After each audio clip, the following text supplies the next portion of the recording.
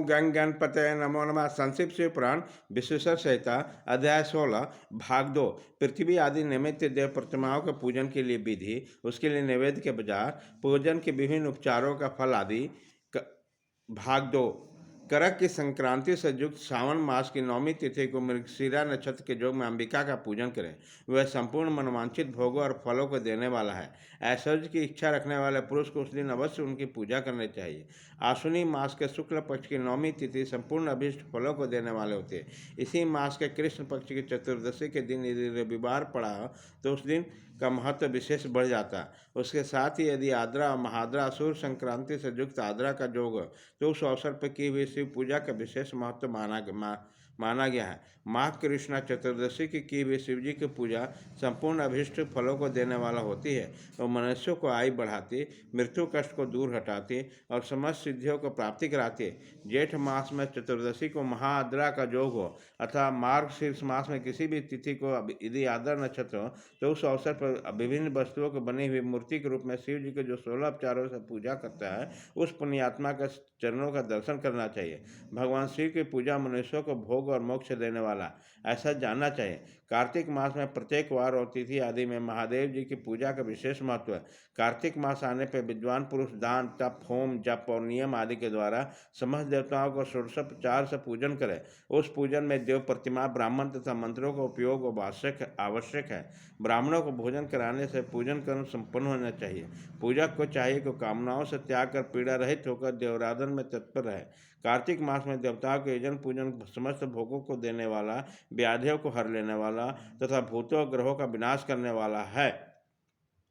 कार्तिक मास के रविवार को भगवान सूर्य की पूजा करने से और तेल और सूती वस्त्र देने से मनुष्यों को कोढ़ आदि रोगों का नाश होता है। हर काली मिर्च, वस्त्र तथा खीरा आदि के दान और ब्राह्मणों को प्रतिष्ठा करके 6 रोगों का नाश होता है। दीप और सरसों के दान से मृगी का रोग मीट होता है। कृत्तिका नक्षत्र से युक्त सोमवार को किया हुआ शिव जी का पूजन मनुष्यों का महान दरिद्र को मिटाने वाला होता है और संपूर्ण संपत्तियों को देने वाला होता है। घर की आवश्यक सामग्री के साथ गृह और क्षेत्र आदि का दान करने से उक्त फल की प्राप्ति होती है। कृत्तिका युक्त मंगलवार को श्री स्कंद का पूजन करने तथा दीपक एवं घंटा आदि का दान देने से मनुष्य का शीघ्र वाक सिद्धि प्राप्त होती है। उसके मुंह से निकली हुई हर एक बात सत्य होती है। कृत्तिका युक्त बुधवारों को किया हुआ श्री विष्णु का यजन और दही भात का दान मनुष्य को उत्तम संतान की प्राप्ति कराने वाला होता है। कृत्तिका युक्त गुरुवारों को धन से ब्रह्मा जी का पूजन तथा मधु, सोना और घी का दान कराने से मनुष्य के भोग वैभव की वृद्धि होती है। कृत्तिका युक्त शुक्रवारों को गजानन गणेश जी की पूजा करने से तथा गंध, पुष्प, अन्न का दान देने से मानव के भोग पदार्थों की वृद्धि होती है। उसी दिन सोना, चांदी के आदि दान करने से बंध्या को भी उत्तम पुत्र की प्राप्ति होती है। कृतिका युक्त शनिवारों को दिक्पालों की वंदना, दिग्गजों, नागों तथा सेतुपालों का पूजन, त्रिनेत्रधारी रुद्र, पापहारी विष्णु तथा ज्ञानदाता ब्रह्मा का आराधन और धन्वंतरी इन दोनों अश्विनी कुमार के पूजन करने से रोग, दुर्मृत्यु और काल मृत्यु का निवारण होता है तथा तत्कालिक व्याधों को शांति हो जाती है। नमक, लोहा, तेल और उर्वरक आदि का त्रिकुट, सोठ, पीपल और गोल मिर्च, फल, गंध और जल आदि का घृत आदि द्रव्य पदार्थों को, स्वर्ण और मोती आदि कठोर वस्तुओं को दान देने से स्वर्लोक की प्राप्ति होती है। इनमें से नमक आदि का मान कम से कम 1 प्रहस्त 1 सेर होना चाहिए और स्वर्ण आदि का मान कम से कम 1 पल। धन की संक्रांति से युक्त पौष मास में उषा काल में शिव और समस्त देवताओं का पूजन कर्म से समस्त सिद्धियों की प्राप्ति कराने वाला होता है। उस पूजन में अगहनी के चावल से तैयार किए गए हविष्य को नैवेद्य उत्तम बताया गया है। पौष मास में नाना प्रकार के अन्न का नैवेद्य केवल विशेष महत्व रखता है।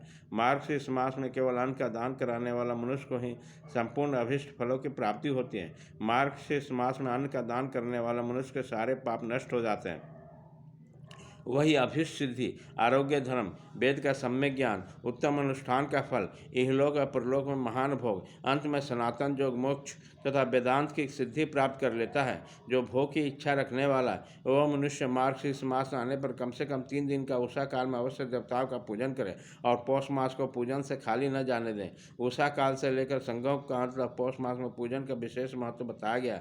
पौष मास में पूरे महीना भर जितेंद्रिय और निराहार रहकर द्विज प्रातःकाल से मध्यम काल तक वेद माता गायत्री का जप करें। तत्पश्चात रात को सोने समय पंचाक्षर आदि मंत्रों का जप करें। ऐसा करने से ब्राह्मण ज्ञान पाकर शरीर के छूटने के बाद मोक्ष प्राप्त कर लेता है। द्विजेतर नर नारियों का त्रिकाल स्नान और पंचाक्षर मंत्र के निरंतर जप से विशुद्ध ज्ञान प्राप्त हो जाता है। इस मंत्रों को सदा जप करने से बड़े बड़े पापों का भी नाश हो जाता है। सारा चराचर जगत विष्णु नाद स्वरूप है। विष्णु शक्ति है और नाद शिव। इस तरह जगत शिव शक्ति स्वरूप है। नाद बिंदु का और बिंदु जगत का आधार है। ये विष्णु और नाद शक्ति और शिव संपूर्ण जगत के आधार रूप में स्थित है। विष्णु और नाद से युक्त सब कुछ शिव रूप है, क्योंकि वही सबका आधार है। आधार में आधार का समावेश अथवा लय होता है। यही सकलीकरण है। यही सकलीकरण की स्थिति से सृष्टिकाल में जगत का प्रादुर्भाव होता है। इसमें संचय नहीं है। शिवलिंग बिंदु नाद स्वरूप है, अतः उसे जगत का कारण बताया गया है। बिंदु देव है और नाद शिव, इन दोनों का संयुक्त रूप शिवलिंग कहलाता है। अतः जन्म के संकट से छुटकारा पाने के लिए शिवलिंग की पूजा करनी चाहिए। बिंदु रूपा देवी उमा माता है और नाद स्वरूप भगवान शिव पिता। इन माता पिता के पूजित होने से परमानंद की प्राप्ति होती है। अतः परमानंद को लाभ लेने के लिए शिवलिंग का विशेष रूप से पूजन करें। देवी उमा जगत की माता है और भगवान शिव जगत के पिता। जो उनकी सेवा करता है उस पत्र पर इन दोनों माता पिता की कृपा नित्य अधिकाधिक बढ़ती रहती है। वो पूजक पर कृपा करके उसे अपना आंतरिक ऐश्वर्य प्रदान करते हैं। अतः मुनीश्वरों, आंतरिक आनंद की प्राप्ति के लिए शिवलिंग को माता पिता का स्वरूप मानकर उसकी पूजा करना चाहिए। भर्ग शिव पुरुष रूप है और भर्गा शिवा तो शक्ति प्रकृति कहलाती है। अव्यक्त आंतरिक अधिष्ठानता रूप गर्भ को पुरुष कहते हैं और सुव्यक्त आंतरिक अधिष्ठान भूत गर्भ को प्रकृति प्रकृति आदि गर्भ है। वह प्रकृति रूप गर्भ से युक्त होने के कारण गर्भवान है, क्योंकि यही प्रकृति का जन्म है। प्रकृति में जो पुरुष का संयोग होता है वही पुरुष है, उसका प्रथम जन्म कहलाता है। अव्यक्त प्रकृति से महत्व आदि के क्रम से जो जगत का व्यक्त होता है यही वह प्रकृति का द्वितीय जन्म कहलाता है। जीव पुरुष से बारंबार जन्म और मृत्यु को प्राप्त होता है। माया द्वारा अन्य रूप से प्रकट किया जाना उसका जन्म कहलाता है। जीव का शरीर जन्म काल से जीर्ण 6 भाव विकारों से युक्त होने लगता है, इसलिए उसे जीव की संज्ञा दी गई है। जो जन्म लेता है और विविध पाशों द्वारा तनाव बंधन में पड़ता है उसका नाम जीव है। जन्म और बंधन जीव शब्द का अर्थ है। अतः जन्म मृत्यु रूपी बंधन की निवृत्ति के लिए जन्म का अधिष्ठान भूत मातृपितृ स्वरूप शिवलिंग का पूजन करना चाहिए। गाय का दूध, गाय का दही और गाय का घी, इन तीनों को पृथक के लिए शहद और शक्कर के साथ पृथक पृथक भी रखें। इन सबको मिलाकर सम्मिलित रूप से पंचामृत भी तैयार कर ले। इनके द्वारा शिवलिंग का अभिषेक और स्नान कराएं।